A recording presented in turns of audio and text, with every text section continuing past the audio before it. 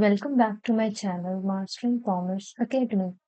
आज हम पढ़ेंगे फाइनेंशियल अकाउंटिंग की एमसीक्यू सीरीज का पार्ट 8 जो कि बीबीए, बीकॉम, एमबीए, एमकॉम और other competitive exams like auditor, accountant, account assistant इन सब के लिए इम्पोर्टेंट है।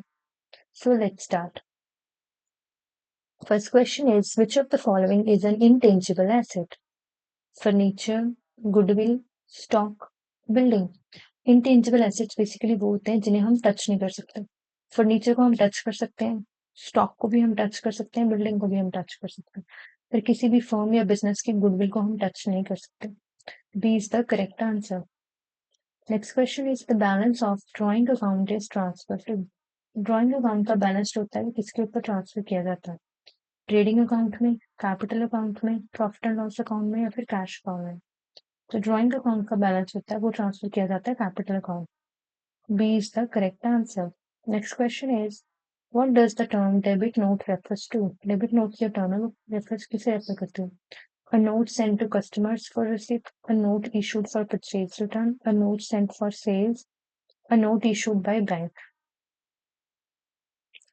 Debit note जो term है वो क्या किसको refer करती है?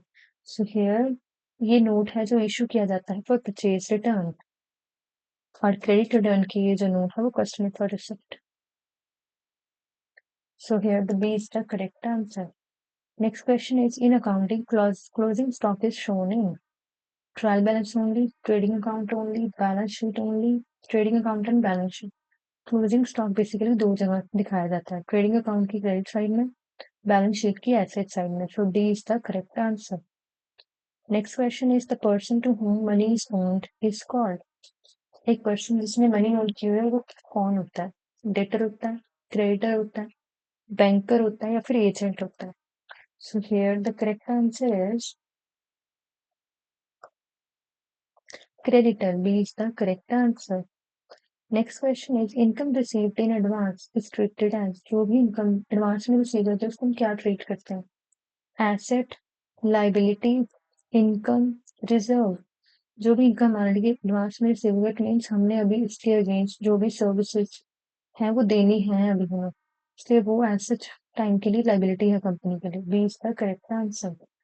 Next question is, the golden rule for trivial account is, तीन तरह के अकाउंट होते हैं बेसिकली, पर्सनल, रियल और nominal. Debit all the expenses and losses, credit all the incomes and gains. Debit the receiver, credit the giver. Debit what comes in, credit what goes out.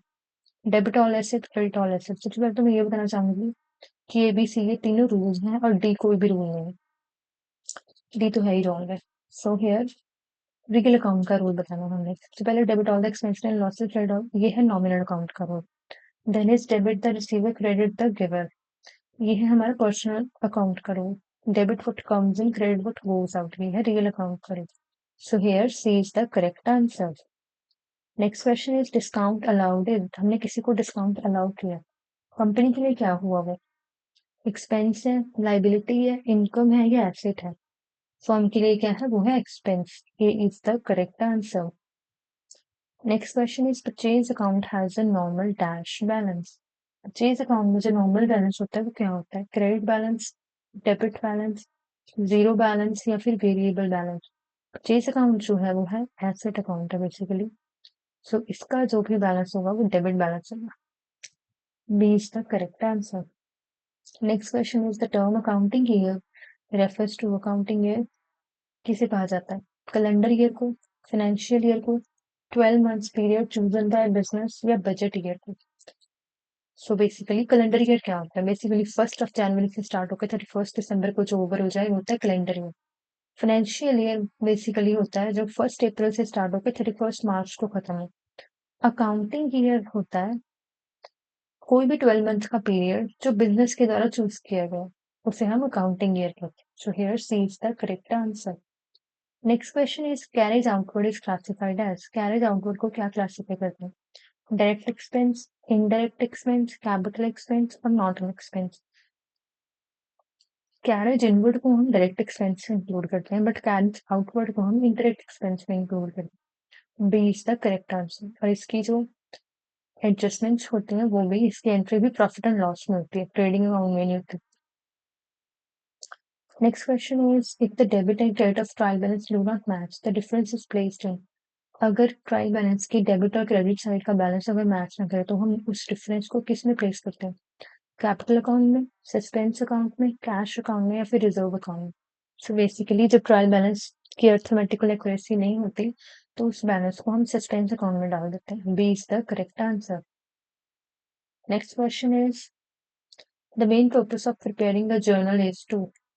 Main purpose क्या है journal prepare करने का? Record all transactions, record day to day transactions, record opening entries only, record only trade transactions. Journal basically मैंने सबसे पहले पढ़ाई थी, उसमें मैंने बताया कि journal is basically a book of chronological entries like day to day entries. So here the correct answer is B, record day to day transactions.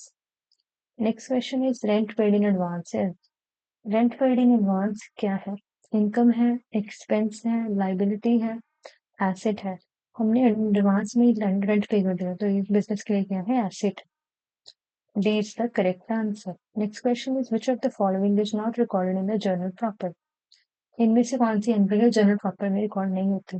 Opening entry, adjustment entry, closing entry और cash transactions.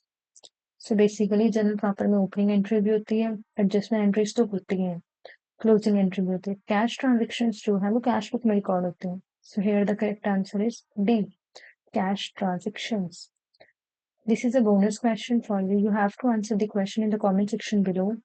Which document serves as evidence for the credit sale? Receipt, invoice, voucher या memo? Please इसका answer comment section में दीजिएगा. And this is all about this lecture. Please do like and share this lecture and subscribe to the channel Mastering Commerce Academy. Thank you so much for watching.